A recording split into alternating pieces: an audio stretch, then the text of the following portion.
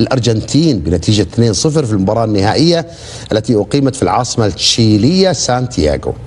وسجل اللاعب ياسر الزابيري هدافي اللقاء في الشوط الأول ليقود أشبال الأطلس إلى أول لقب عالمي في تاريخهم، ليرفع رصيده إلى 5 أهداف كهداف للبطولة. كما بات المنتخب المغربي أول منتخب عربي يتوج بلقب كأس العالم للشباب تحت 20 عام. السلام عليكم أعزائي المشاهدين، مرحبا بكم في فيديو جديد من قناتكم استاد ماروك.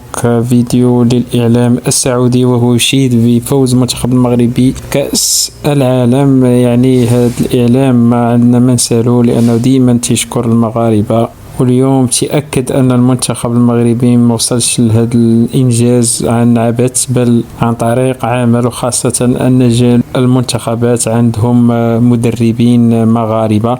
إذا فيديو شيق ما نحرقوش لكم، نلتقي بعد نهايته للتحليل. ألف مبروك للمغرب ولكل جمهور كرة القدم المغربية والجمهور العربي بهذا الإنجاز الكبير بفوز المغرب بكأس العالم للشباب. انتهى زمن الظهور المشرف. كابتن يوسف الغدير، ايش اللي صاير في المغرب؟ والله شيء كبير ونفخر فيه صراحة كعرب، وأنا أعتقد أنه اللي قدم المنتخب المغربي شيء يعني يجب أن يدرس دراسة عميقة حقيقة حتى على مستوى الدول العربية والطامحين يكونون في مصاف المغرب حاليا. يعني اللي سواه المغرب في آخر 4 جولات ولا 4 مباريات قصدي، يعني أعتقد أنه شيء كبير. أمريكا الجنوبية آخر شيء مع يعني عدمهم حقيقة في كمستوى وكنتائج وكفوز. في الأخير المباراة الأخيرة حقت الأرجنتين اللي يعني كسبها وحقق كأس البطولة. أنا أعتقد أنه عمل كبير أكيد. اللي عارف الشيء منه بسيط، يعني إنه في تكوين جيد، في مدربين يثقون فيهم.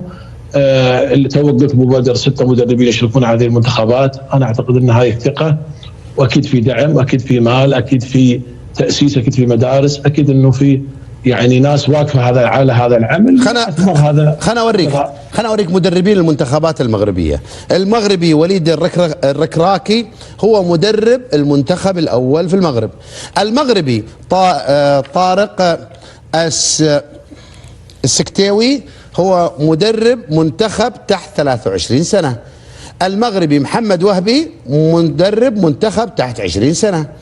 المغربي نور الدين نيبت مدرب منتخب تحت 18 سنة. المغربي نبيل باها هو مدرب منتخب تحت 17 سنة.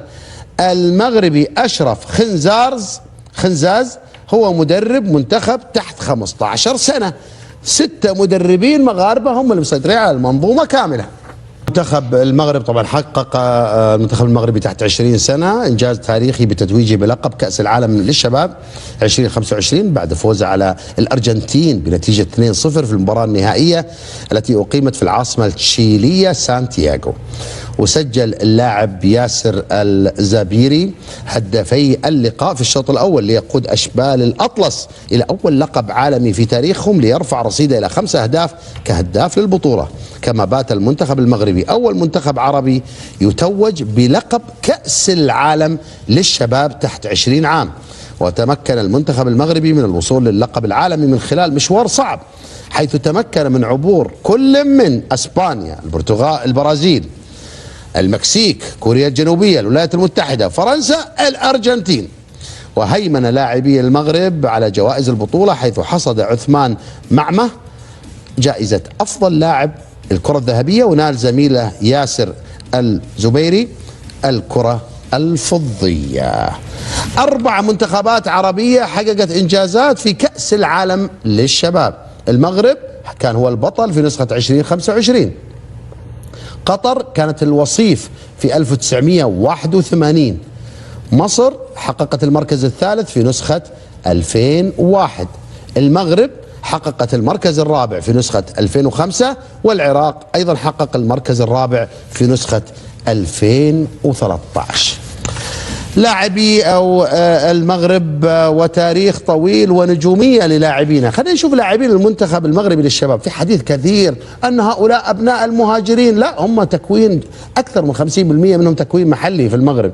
8 لاعبين يلعبون في الدوري المغربي على منتخب الشباب، 3 في الدوري البلجيكي، 3 في الدوري الفرنسي، 2 في الدوري الإيطالي، وعند لاعبين في هولندا البرتغال، لاعبين في هولندا، ولاعب واحد في البرتغال، النمسا، اسبانيا، والدوري الانجليزي. 22 لاعب في 9 دوريات، 8 اوروبيه اضافه الى الدوري المغربي. هذا التكوين للاعبي المغرب من وين جاي؟ جاي من أكاديمية محمد السادس بالمغرب، أكاديمية الملك محمد السادس بالمغرب اللي تأسست عام 2009. كان من أهدافها رفع جودة اللاعبين، إيجاد المواهب الشابة، استهداف المناطق النائية، صنع برنامج رياضي تعليمي، تطوير المنظومة الرياضية، تهيئة اللاعبين الشباب للاحتراف. واستهدفت الأعمار من 12 إلى 18 عام، وتقبل سنويا 60 طالب بعناية فائقة.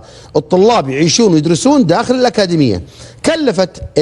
كلف المشروع 16 مليون إلى 17 مليون دولار، تقريبا 63 مليون ريال سعودي، على مساحة 9000 متر مربع. يصنفها الاتحاد الدولي لكرة القدم الفيفا، يقول إنها جوهرة كرة القدم المغربية ومن أكبر وأنجح المراكز الرياضية العالمية. تحتوي الأكاديمية على ماذا؟ 9 ملاعب كرة قدم بأحجام مختلفة، 5 مباني إدارية مختلفة، قاعات دراسية، قاعات طعام، جناح صحي، سكن للطلاب، ومراكز تدريب. إذا كما شفتوا الفيديو للإعلام السعودي دائما يشيد بأداء المنتخب المغربي، واليوم كان فرحان بفوز المنتخب المغربي بكأس العالم. إذا وليد الفراج الصحفي السعودي دائما يثني على أداء المنتخب المغربي وعلى الجامعة المغربية، وتتمنى أيضا الجامعة السعودية تمشي في مسار المنتخب المغربي، وتحدث على كيفاش وصل المنتخب المغربي والمسار ديالو الصعب للفوز بكأس العالم، وقال أن هذا المسار كان جد صعب، ولكن تفوق أشبال المغرب على مدارس كبرى نتيجة عمل في القاعدة وماشي غير وليد الصدفة. وتحدث أيضا على اللاعبين، وذكر جميع اللاعبين أنها من دوريات أوروبية، وهناك 8 لاعبين من الدوري المغربي المحلي. تقريبا تشكيلة المنتخب المغربي كانت فيها 30% من الدوري المغربي، وهذا الشيء فخر للكرة المغربية.